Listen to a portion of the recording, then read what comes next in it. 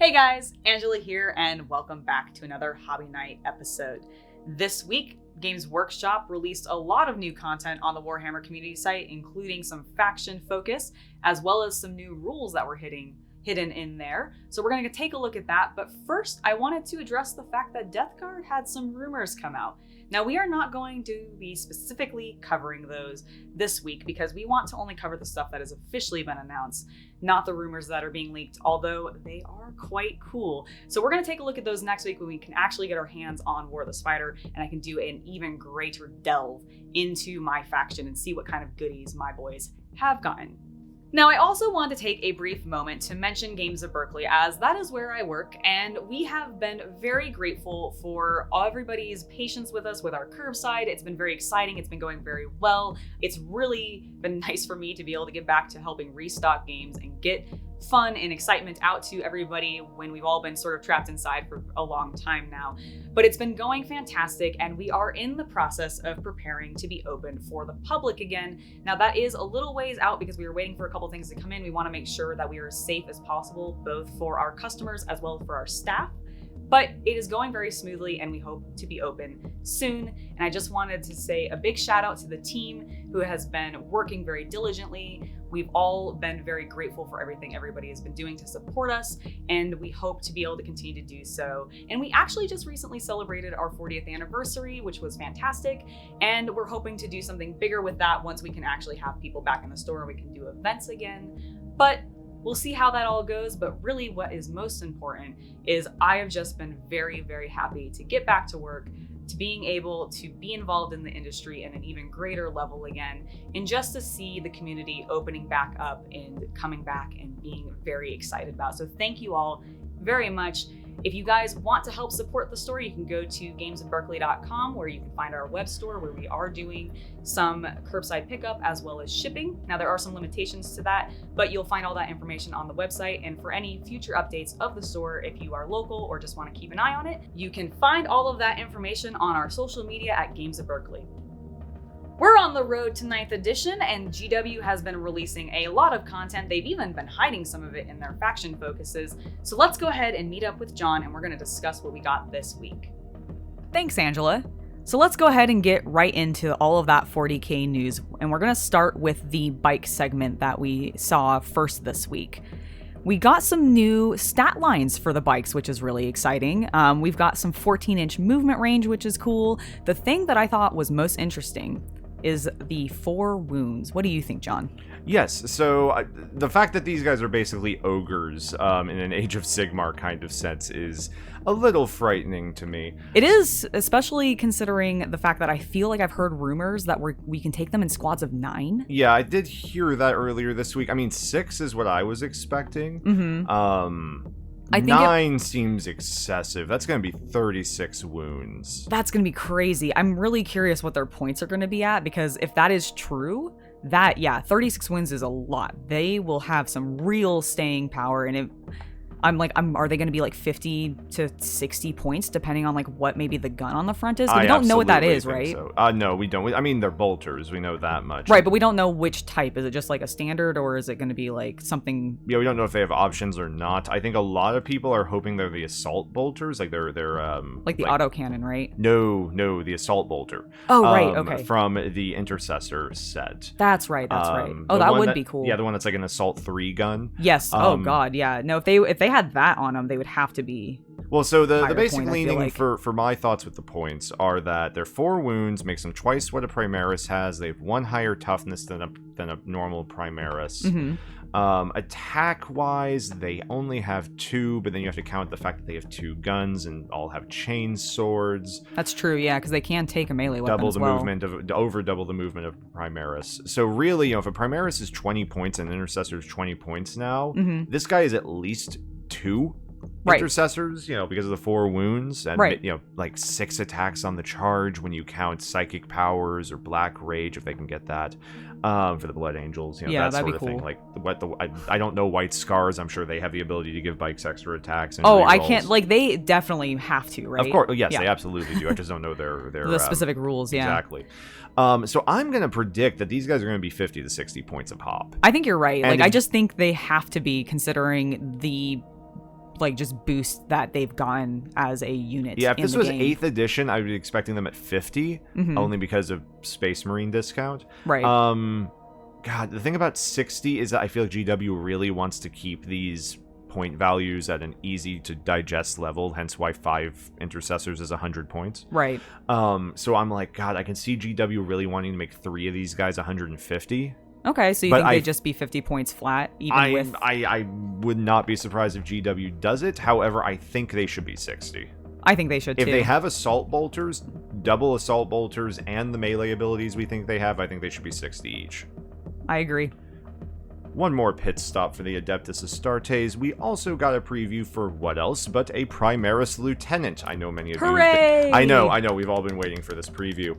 The cool thing that came out of this, if you are an eagle-eyed nerd like me, you noticed that he was holding a Horus Heresy looking weapon in his hand, the Volkite pistol, which is very, very cool. Yes. Glad to see that coming back. It is, and I think it's just a call creation because I think there's been a lot more Volkite in the Mechanicus set. That makes sense. But it's interesting. This is our first, I think, new weapon we're getting the stats for in 9th edition, and the thing I find interesting, and I think we've seen this previewed maybe on a few pistols now. 15-inch range. I feel like these pistols are getting longer ranges as we go into 9th edition. Honestly, I feel like that makes sense because there have definitely been points where I've had characters, like I think Typhus, for example, has a pistol. It's like 7-inch. I actually think it's 6. I don't even think it's a full 7. They didn't even make it 7? Yeah, I don't even think they made it 7. How I could lame. be totally wrong on that. I haven't looked at his stat line like in detail recently, but like it just seemed weird because if he's gotten that close, like something's already charged him. He's never able to actually fire that. He fired in melee. I guess, but like he has a scythe too, which is better. Well, that's a different phase. You can use both. I guess. I don't know. It doesn't seem worth it, and so having the longer range just feels like it makes more sense to me. I think so. Well, the other thing is because of the line of sight rules for terrain. Oh yeah, that makes sense because you're gonna want for more flexibility for that as well. Yeah, I'm imagining. I'm not sure how this will work mechanically. I'm just imagining like assault squads like taking pot shots at each other through terrain windows before they charge in. Right? That'd be so cool. I wonder if this, like the fact that they're bringing the Volkite weapons back in too is partially because of GW, like earlier in the year, I believe, announced that they were writing the rules now for all of the Forge World miniatures and not leaving that to them to do separately so that they're more balanced so that they can be used in the games together. I wonder if that's part of this. It could be. What I could imagine it being is that, and this is my wishful thinking, I'm hoping we get another Horus Heresy starter box soon. Oh, that would be cool. And maybe we're going to get some more bits to do intermixing between them. That's probably wishful thinking. What it's probably is GW knows there are 50,000 trillion plasma pistol bits in the world right now. I mean... And they needed to make everyone buy new bits. That's fair. That's fair. You're not wrong there. Overwatch is our next topic, and it's basically dead. They have removed Overwatch as a just thing that you do and have instead changed it to a CP or one-cost CP stratagem, which I find very interesting. It really obviously benefits melee. Oh, absolutely. Or the attacker, rather. Yeah, this was one that actually surprised me because while everyone knows 9th edition is going to be more melee focused, I was not expecting quite this nerf to the Tau. I would like to apologize to all of our fishy brethren in that corner of the galaxy. I'm really hoping that the Tau end up getting something as like a rule that just allows them to auto do Overwatch or something with some of their tech. They do talk about that a little bit in this, and something they make a point of is that there are going to be plenty of units that have rules that add to Overwatch. Like you'll have a data sheet that simply says this unit can fire Overwatch without a stratagem, and so that won't necessarily take up the one usage. Right. But I think the era of everybody just being able to fire Overwatch and obliterating a unit before it even gets in is done. Yeah, and the thing I want to point out about this is I really don't necessarily think that this is just being done to make melee more powerful. Oh, what do you think it's also being done for? I think they are doing it to speed up gameplay. Because just speaking from personal experience and watching enough battle reports, yes, there are definitely times that Overwatch is game-changing, that you destroy a critical target, etc. Right. 95% of the time, especially in a casual game where the players aren't that tight or good of generals, Overwatch ends up being a lot of dice rolling with nothing happening. Yeah, you're not wrong. And I think this is GW also trying to go, you only get to Overwatch once per turn, we cut out 4 or 5 Overwatches a turn, we save 30 minutes of gameplay per game. Yeah, honestly, it might even really benefit the tournament scene for that reason, too. Yeah, it also speeds up your consideration time, because like going back to like Blood Angels or something, very common tactic with them is you charge in with the Angel's Wing relic, because the Angel Wing relic allows you to reroll charges, but it also ignores Overwatch. Right. So you get them in, and then because they're in melee, everything else can charge. So you basically have to take a relic as a Blood Angel player to negate an entire rule set of the core game. Right, which doesn't really seem... So you're forcing an army, the Blood Angels, to have to take a relic, meaning all their other relics are secondary to it. Yeah, which means no one's ever going to take them or play around with them or do unique like army builds based around them. And I'm not saying they are only doing this for the Blood Angels, I'm just using that as an example. Oh yeah, But absolutely. I think they are trying to streamline, because they know they're complicating the game in other ways, because you're going to have to pause and go, okay, what are the keywords on this piece of terrain? And there's just other aspects that they have additional rules. Yeah. This is them, I think, cleaning up a little. No, that's awesome. One point we almost forgot to cover from Overwatch was that they did preview one of the terrain benefits that we have seen in the preview last week for terrain. Like, we saw the word defensible show up as a keyword, right, Angela? Right, but now they've actually clarified of what that means. Yeah, and so what it means is, and once again, defensible, ruins were defensible, which I don't know about you guys, but that's like the most common piece of terrain I have. So. Yep, I mean, that's what we primarily use where we play, so... Yeah. So infantry units can hold steady or set to defend. What does that mean? Hold steady, Overwatch attacks hit on 5. Wanted to bring this up after going over the Overwatch rule, because you still have to spend a stratagem on it, though. It's not like you get Overwatch for being in a defensible building. It just gives you a +1 if you spend the stratagem, so I don't think it's that good. I mean, but this could specifically benefit, though, if they do end up giving units just auto Overwatch as a rule. True. Then it could help them. Like, it makes those units even more valuable as well, which is kind of cool. But the one I like is set to defend. Yes. So you don't fire Overwatch, which is going to be most units, and instead add one to the hit roll in the next fight phase. And going back to what you said about Terminators. Yes. That is going to really help them. Defensive Terminators are starting to look a little more like a thing. Yep, and it's very, very cool. Yeah, yep. So that will be painful for me. Yep, it will be.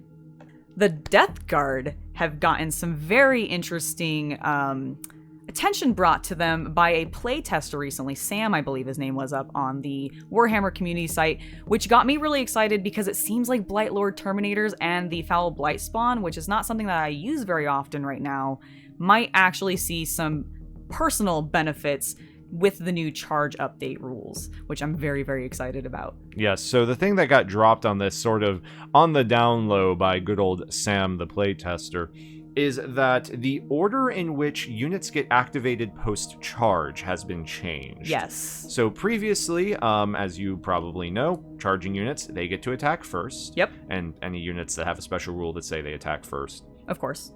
And in 8th edition, after the the charging units attack, then the players alternate activating one unit at a time, starting with the player whose turn it is, which in essence means you charge, you attack with everything that charged, then you pick a unit that was still in melee and attack with that as well. Correct. What this means is that the defender gets to pick that first unit following the charge units. On one hand, it doesn't sound like a huge change, but think about the number of times you've been in the game and like that one demon prince or that one character was still there, he had 1 wound left, but because he got to activate first, you know, he took out 4 wounds on your guy, blew up your tank, killed your infantry squad. Something like that. He had to burn CP to interrupt. You had to burn CP to interrupt him to stop him, and this changes that. In essence, what this means is that stratagem in 8th edition, the interrupt. Yep. You get it for free now as defender. That's what this means. which is really, really cool. And you can still do it, I think, to then take another one out of turn. I'm not sure. I'd have to double check how that stratagem works. Yeah, I'm not 100% sure, but like the neat thing specifically for the Deathguard, which I'm very excited for, because I have a fair amount of Blight Lord Terminators. You have a lot of Terminators. I have a lot of... You have a lot of power armor. Because I do have a lot of power armor. At some point, I need to take a shot of how many Plague Marines you have. It's a lot. It's an absurd amount. I think we have more Plague Marines than we have, like, Primaris, and that's amazing. We do. I have almost as many Plague Marines as I do Poxwalkers, is really what it is. Oh boy. And I have 60 Poxwalkers. But I also I do have 67 Poxwalkers.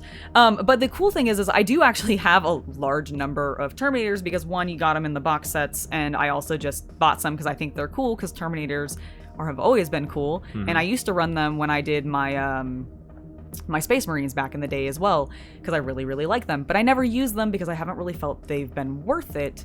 But this new stuff and them bringing up the Revolting Stench thing, which is just like, which is just like a thing we've already had, but it wasn't really felt like valuable or usable. And now I feel like it is, and it's very, very exciting. Characters can run, but they cannot hide any longer. GW has gone ahead and put a new rule buried in the Adeptus Sororitas the review that they've been doing, the spotlights. That was the word I was looking for. Faction focus. Yes, the faction focuses. So they've started hiding new previews to 9th edition within those, and Lookout Sir is one that we got with the Adeptus Sororitas. And basically it means that characters can't really hide as well as they once could. That is true. So gone are the days of a character sitting in the back deployment zone on an objective completely alone. The new rule basically requires a character to either be near an infantry squad or be hiding behind a vehicle or monster. Right, in order to actually not be targeted by an enemy unit. Yes, and of course characters cannot screen characters, etc. But, this is really going to help, I think, late game circumstances. At least for me, I've run into a lot of circumstances where turn 4 or 5, both armies are kind of obliterated. But, like, maybe there's a character or two left on each side, and each side's using, like, a banged up tank or something to screen them. Right. And all it does is, okay, I guess I'll fire my anti-infantry guns into the Rhino. Okay, they did nothing.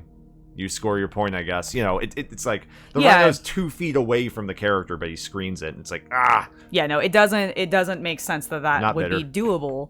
And so, like, this is really cool to see that has now been fixed. And also, honestly, it makes sense. You want your characters staying with your other units because often they have abilities that buff those units, and you want to keep them with them anyway. So, like, this just all makes sense. And I think it's a pretty good rules update. Yeah, the auras do make it so that most players do keep their characters near stuff. But what ends up happening is you bring a character to buff a bunch of stuff. Right, and it gets separated over time. Well, the stuff gets killed because the stuff can be targeted. Yep. So that all dies, and so you're left with the option as the player. It's like, well, you could send the character forward heroically, like it's a game of, like it's Warhammer 40,000, and they can charge and be all heroic. Right. Or they can stand back here and stand on the objective, technically be invisible, and win you the game, but not do anything. Right, and it just doesn't feel as fun that way. Yeah, so I think what this is to make it so, all right, well, are all those units that the character was meant to buff dead? Combine that with the fact that it seems like missions are going in a direction where objectives are claimed and are kept until unclaimed. That's true. I think we're going to see a lot more characters just going into the melee. Which I think is perfect because that's what people want. You always want to have your characters go in against your opponent's characters and throw down with each other and see who comes out on top, right? The final rule previewed actually just about an hour before we recorded this, so I'm kind of happy that we waited. Me too. Was the Desperate Breakout stratagem. So for those of you who always focused on wrapping up those tanks and those units so they couldn't escape, I'm sorry, but that doesn't work no more. Now, it is still 2 CP to be able to do this, and you can only do it once, so your opponent's really going to have to pick and choose which unit they do it for, but it's really cool that you can actually get units out of melee, have them fall back, and not be trapped anymore. Yeah, so to sort of summarize what this says, it says that you can, for 2 CP, you can fall back even if you, in essence, couldn't. And if you do that, you can't do anything else. You're not shooting, I don't think you're advancing. I don't know, can you advance as part of a fallback? I don't know. Well, so the thing that we have to qualify this with is we don't know if the rules for falling back have changed or not. That's true. So that could drastically change the value of this stratagem or not. I imagine it's still going to be a very valuable stratagem. Yeah, I mean, what this seems like it's meant to do is that moment where, like, your transport tank, like your Rhino that doesn't have fly, right, gets wrapped up by a bunch of orcs. Well, it's never moving again. Right. Can't shoot, can't disembark, they're just stuck forever. The nice thing about this is you pop this stratagem, you run them over, you drive onto the objective, you might actually be able to do something now. It's a bit more dynamic. And keep in mind, while it is 2 CP, most of us are going to be starting the game with 50% more CP than we had before. Maybe not quite that, depending on if you were running guard, right, and cultists. But, you know, most of us are going from like 9 to 12 CP at 2,000 points. And so you have 3 more CP than before, and because you're going to be generating a CP every turn automatically in the command phase, really, if you assume this game's going to go to turn 4, you have 16 CP. Which is crazy. Not counting farming, not counting anything else. Right, because we have no idea, like, if other characters are going to get rules to be able to generate CP. I think there's going to be a psychic power. I think you're probably right. That makes sense that they could easily do like a blanket psychic power that everybody has access to that allows you to generate CP some way. That would be cool. Yeah, the reason I'm saying that, and very easily it could have leaked that there was one. I recall on an early preview GW did, remember they were showing like the names of things but not the text beneath it? Oh yeah, I do vaguely. One of them was like mental interrogation or something. Oh, and you think mental interrogation is... Well, there's a psychic power for the Inquisition that does it, and I'm wondering if they're bringing that over, because it kind of makes sense. It's like, well, you're a psyker, you suck the... Yeah, I mean, like, what if you're a psyker, you probably can interrogate somebody's psychically, so it makes sense that it would just be something everybody could do and not just Inquisitors. Exactly. That's the insight people come to this channel for, by the way, that psychers can psychic. Yes. Thank you guys for joining us on our news podcast. We hope you guys have enjoyed it. Make sure to let us know in the comments what you guys think, what you're most excited for about 9th edition, and we will be seeing you tomorrow where we teach you how to paint a Space Marine. So I'll see you guys then, and thanks again for watching.